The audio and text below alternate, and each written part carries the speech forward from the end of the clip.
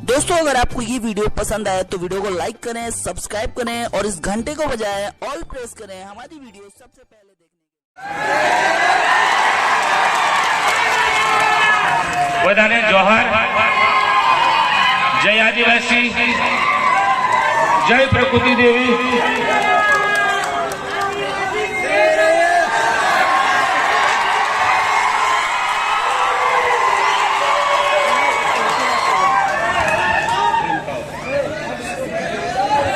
जय जोहार, जय आदिवासी, जय भील प्रदेश। થાકી ગયા લાગે છે બધા। આજના 32મા આદિવાસી સાંસ્કૃતિક મહાસંમેલનમાં રાજ્ય કક્ષાના કાર્યક્રમમાં ઉપસ્થિત સમાજના તમામ વડીલો, યુવાનો, માતા બહેનો, તમામ ભૂલકાઓ, તમામ પક્ષના પદાધિકારીઓ,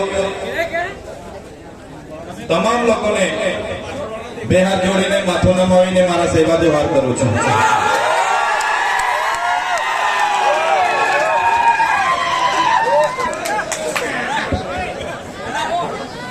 સાથીઓ, આ 32મું આદિવાસી સાંસ્કૃતિક એકતા મહાસંમેલન છે। આપણા વડીલ શ્રી અશોક દાદા જેઓ એકતાનું પ્રતીક છે। ભાઈને તમારે સાંભળવાની તો વ્યવસ્થા બનાવી રાખજો। એમ કે એકતા પરિષદનો મંચ તમને તમારી ચાહના અને તમારી ભાવનાને સૌ દાદા માન આપે છે। એનો મતલબ નહીં કે આપણે વ્યવસ્થામાં ભંગ કરીએ મિત્રો। અહીંયા ઉભા સમાજની આ હાલત। સાથીઓ, દેશમાં 8% આદિવાસી છે। ગુજરાતમાં વાત કરું, આદિવાસી કોમ્યુનિટીની વસ્તી 15% છે। છતાંય આપણી બધાને નમ્ર વિનંતી છે કે વ્યવસ્થા બની રહે, વ્યવસ્થા જાળવજો। તમામ યુવાન સાથીઓને નમ્ર અપીલ કરું છું। સાથીઓ, મને એવું હતું કે આજના સંમેલનમાં આદિવાસી સમાજમાંથી 27 જેટલા ધારાસભ્ય છે, કમસે કમ 10-15 ધારાસભ્ય હશે। એટલે હું થોડો ધીરેથી આમ, એટલે બધાનો વારો પતે પછી મારો વારો આવશે। પણ અહીંયા આવીને જોયું તો હું એકલો જ છું અને આપણા વિપક્ષના પૂર્વ નેતા સુખરામભાઈ રાઠવા આપણા વડીલ છે। તો સાથીઓ, આ સમાજનું મંચ છે, કોઈ પાર્ટીનું મંચ નથી। આદિવાસી એકતા પરિષદ છેલ્લા 32 વર્ષથી સમાજને જાગૃત કરવાનું, એક કરવાનું કામ કરે છે। આ સમાજનું મંચ છે। આજે મેં આ સમાજના મંચ પર ઉપસ્થિત થયો છું ત્યારે મેં કોઈ પાર્ટીના ધારાસભ્ય તરીકે નથી, પણ આદિવાસી સમાજના ધારાસભ્ય તરીકે છું। આદિવાસી સમાજના ધારાસભ્ય તરીકે અહીંયા મેં ઉભો છું। મારા જેવા બીજા પણ 26 ધારાસભ્ય આદિવાસીના જાતિના સર્ટી પરથી ચૂંટાય છે। એમને કોઈ પણ પાર્ટી ટિકિટ આપી દે કે મને પણ કોઈ પણ પાર્ટી ટિકિટ આપી દે, પણ મારી જાતિનું, આદિવાસી જાતિનું સર્ટી હું ફોર્મમાં નહીં મૂકું ત્યારે મારું ફોર્મ પાસ થવાનું નથી। એ લોકોએ ભૂલવું નહીં જોઈએ। એ બધા ચૂંટાયેલા પ્રતિનિધિઓ આ યાદ રાખવું જોઈએ। ત્યારે સાથીઓ, આજે 32મું આદિવાસી એકતા મહાસંમેલન છે, પણ મોડા ચાલુ થયા છે। હું વ્યક્તિગત માનું છું આજે 132મું સંમેલન થવું જોઈતું હતું, પણ મોડા આપણી જાગ્યા છે અને 32મું સંમેલનમાં આપણે ભાગ લીધો છે। એટલે બધાને અભિનંદન આપું છું અને રાષ્ટ્રીય કક્ષાના સંમેલનમાં પણ બધાએ આપી દેવાનું। આજેથી આપણી પાસે 1 અઠવાડિયાનો સમય છે। પીપલનેર ખાતે રાષ્ટ્રીય કક્ષાનું અધિવેશન મળવાનું છે। ત્યાં પણ આપણે મોટી સંખ્યામાં 100 લોકોએ ગુજરાતમાંથી ત્યાં જવાનું છે। સાથીઓ, આદિવાસી એટલે કોણ? આગળના વક્તાઓએ ખૂબ સારી માહિતી આપી છે। ત્યારે આદિ અનાદિ કાળથી વસનારો એટલે આદિવાસી હજારો વર્ષ પહેલાની આપણી સભ્યતા, આપણી સંસ્કૃતિ છે। સાથીઓ, આદિવાસી એ આ દેશનો મૂળ માલિક છે। આ પૃથ્વી પરનો સૌથી પહેલાનો કોઈ માનવી હોય તો એ આપણે આદિવાસી છે, એના આપણા પૂર્વજો છે। ધર્મ પૂર્વી આપણી સંસ્કૃતિ છે। સિંધુ ખીણની સભ્યતા હોય, મોહેંજો-દડો સંસ્કૃતિની વાત હોય તો એ આદિવાસી સંસ્કૃતિની સભ્યતા છે। સાથીઓ, આ સંસ્કૃતિ, આ સભ્યતા, આપણી રૂઢી પરંપરાઓ, આપણી પ્રથાઓ, પૂજા વિધિ, આપણા રીત રિવાજો, આપણી આપણી રહેણી કહેણી, આપણી બોલી ભાષા, આપણા પહેરવેશ, આપણા વાજિત્રો, આપણા ઓજારો સચવાઈ રહેશે તે જ દિવસે આપણે આદિવાસી તરીકે બચી જઈશું. નહીં તો આવનારો સમય આપણા માટે કપરો સમય આવવાનો છે. આજે તમે જોઈ લો, આજે આપણા આદિવાસી પોતે આદિવાસી છે એ સાબિત કરવા માટે આજે મૂળ માલિકોને લાઈન ઉપર લગાડી દેવામાં આવ્યા છે.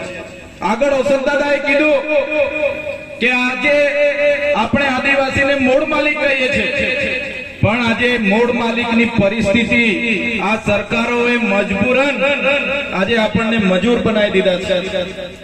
આજે મૂળ માલિક 5 કિલો ચોખા અને 3 કિલો ઘઉં માટે 2 દિવસો લાઈન પર ઉભો રહે છે. આ પરિસ્થિતિ આપણી છે. દુઃખ સાથે કહેવું પડે છે કે આઝાદીના 78 વર્ષ પછી પણ આપણી આ પરિસ્થિતિ છે. સાથીઓ, આજે માસ્તરો માટે આપણે આંદોલનો કરવા પડે છે. તમે અમે બધા સારી રીતે જાણીએ છીએ, નસવાડી હોય, સંખેડા હોય કે છોટાઉદેપુર જિલ્લા હોય, આજે શિક્ષકો માટે આપણે સૌ બધા ધરણાઓ કરીએ છીએ, આવેદનો આપીએ છીએ, નિવેદનો કરીએ છીએ, સરકાર મુર્દાબાદ જિંદાબાદ કરીએ છીએ, છતાં આપણા વિસ્તારમાં શાળાઓ નહીં હોય, શિક્ષકો નહીં હોય, તો આવી પરિસ્થિતિ આજે પણ આપણી છે. આ વરવી વાસ્તવિકતા છે. કેમ આ પરિસ્થિતિ આપણી બની છે? કેમ કે આપણે બધા પહેલા પક્ષ પાર્ટીમાં વેચાઈ ગયા છે, આપણે બધા ધર્મ સંપ્રદાયમાં વેચાઈ ગયા છે, આપણે બધા નાના મોટા સંગઠનો બનાવીને વેચાઈ ગયા છે. આપણામાં એકતા નથી. એટલા માટે આજે આદિવાસી સમાજની આ હાલત છે. સાથીઓ, દેશમાં 8% આદિવાસી છે. ગુજરાતમાં વાત કરું, આદિવાસી કોમ્યુનિટીની વસ્તી 15% છે. છતાંય આપણી હાલત, આ પરિસ્થિતિ, આપણી પરિસ્થિતિ આ છે. આપણે બધાએ સ્વીકારવું પડશે.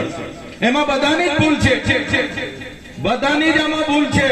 વધારે કોઈની ભૂલ હોય તો અનામત આદિજાતિની બેઠકો પરથી ચૂંટાતા ધારાસભ્ય અને સંસદ સભ્ય અમારા જેવા નેતાઓની પહેલી આમાં ભૂલ છે. અમારા જેવા નેતાઓ પોતાના સ્વાર્થ માટે, પોતાના પાર્ટી માટે સમાજને એકબીજા સાથે લડાવી રહેલા છે. પોતાની ટિકિટ માટે, સમાજ માટે બોલતા નથી. પાર્ટી કે ત્યારે જ આંગળી ઊંચી કરવાની, સમાજ માટે ક્યારે કોઈ આવતું નથી. ત્યારે સાથીઓ, આપણે બધા હવે એક થવાની જરૂર છે. ચૂંટણીઓ તો આવશે ને જશે, ચૂંટણીઓ લડશું, જીતશું, બધું જ થવાનું છે. પણ જ્યારે આદિવાસીની વાત આવે તો બધી જ પક્ષ પાર્ટી, બધા સંપ્રદાયો, બધા સંગઠનો ઘરે મૂકીને બધા એક થવું જ પડશે, તો જ આદિવાસીનો ઉદ્ધાર થશે. સાથે આજે આદિવાસી વિસ્તારની વાત કરીએ. આગળના વક્તાઓએ કીધું કે અમારા કેવડિયામાં અમારી આ હાલત બનાવી દીધી છે. એવી જ રીતે નર્મદા ડેમના વિસ્થાપિતોની પણ આગળ મુલાકાતો કરી, એવી જ રીતના કડાણા વિસ્તારના વિસ્થાપિતોની પણ મુલાકાતો કરી, એ રીતના ઉકાઈ ડેમના વિસ્થાપિતોનો પણ આગળ અમે મુલાકાત કરી ચૂક્યા છીએ. જીએમડીસી ના લોકો સાથે પણ અમે મળ્યા છે. જીઆઈડીસી માં જમીનો ગયેલી છે, લોકો સાથે પણ અમે મળ્યા છે. નેશનલ હાઈવે માં જમીનો ગઈ છે, એમને પણ મળ્યા છે. નહેરોમાં જમીનો ગઈ છે, એમને પણ મળ્યા છે. ત્યારે સાથીઓ, જ્યારે પણ પ્રોજેક્ટો આવવાના હશે, આવનારા ભવિષ્યમાં ભારતમાલા પ્રોજેક્ટ હોય કે ઝાલોદમાં એરપોર્ટનો પ્રોજેક્ટ હોય કે આ વિસ્તારના આંબા ડુંગરનો પ્રોજેક્ટ હોય, સરકારો આ મૂળ માલિકની કોઈ પણ જાતની પરવાનગી લીધા વગર બારોબાર એમના પ્રોજેક્ટો ચાલુ કરી દે છે. કેમ કે આજે આદિવાસી એક નથી. ત્યારે હું કહેવા માંગુ છું, આ મંચ પરથી કહેવા માંગુ છું કે સરકાર ગમે તેવા પ્રોજેક્ટો લઈને આવે, પણ જો તે દિવસે આપણે એક થઈને સરકાર સામે ઉભા હોઈશું, એ દિવસે કોઈના બાપની તાકાત નથી કે આપણા વિસ્તારોમાં કોઈ પ્રોજેક્ટ.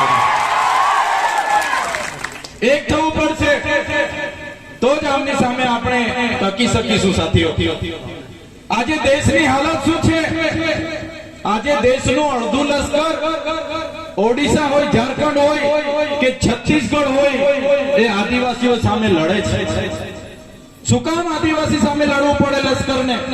પણ જળ જંગલની જમીનો, જળ જંગલ અને જમીનો જે આદિવાસીઓ પર બચેલી છે, એમના પર કોર્પોરેટ જગતની, ઉદ્યોગપતિઓની નજર છે, પૂંજીપતિઓની નજર છે.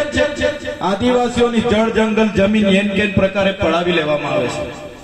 આપણે બંધારણની વાતો કરીએ છીએ, બંધારણમાં તો 73 એનો પણ કાયદો છે કે આદિવાસીઓની જમીન બીજા કોઈ લઈ ના શકે, છતાં સરકારો બીજા લોકોના નામે ટ્રાન્સફરો કરે છે, એને કરે છે, શ્રી સરકાર કરે છે.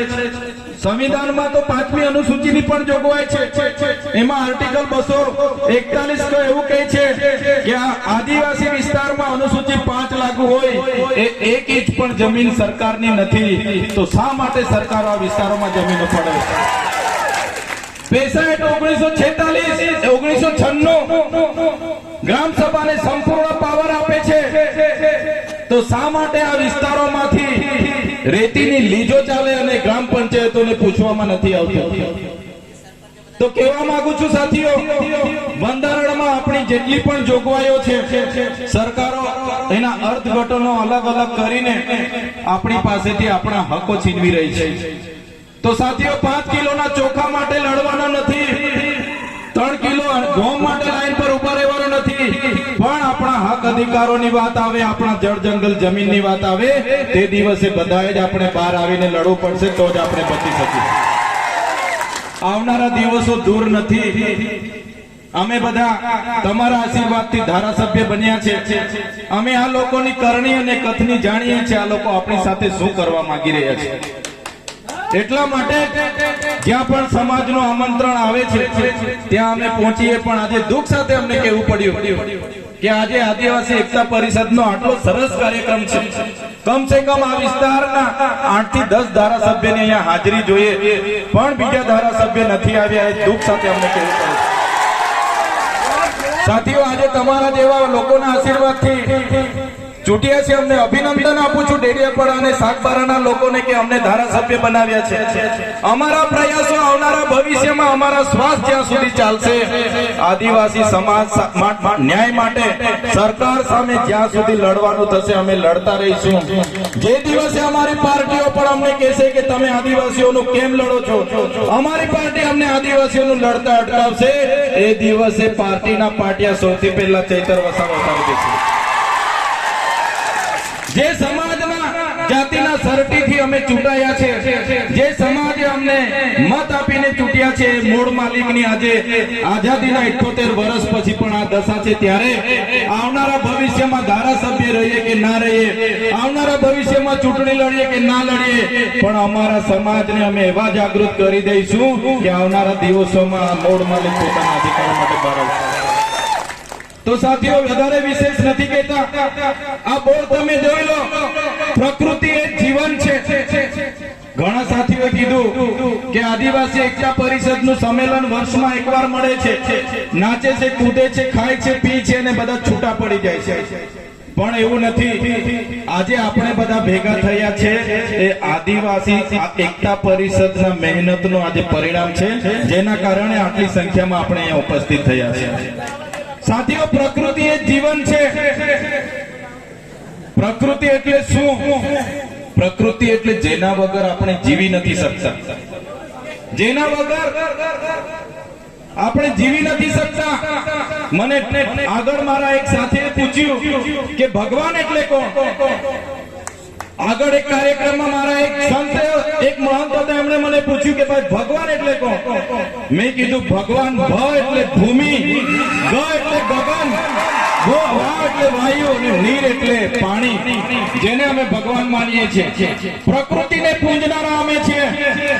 સૂર્ય, ચંદ્ર, નીર, ખાડી, પર્વતો, પહાડો અને વૃક્ષોને પૂજનારો અમારો આદિવાસી સમાજ છે. ત્યારે સાથીઓ, આપણી સંસ્કૃતિ, આપણી અસ્મિતા આ જળવાઈ રહે એવા પ્રયાસો આપણે કરતા રહીશું.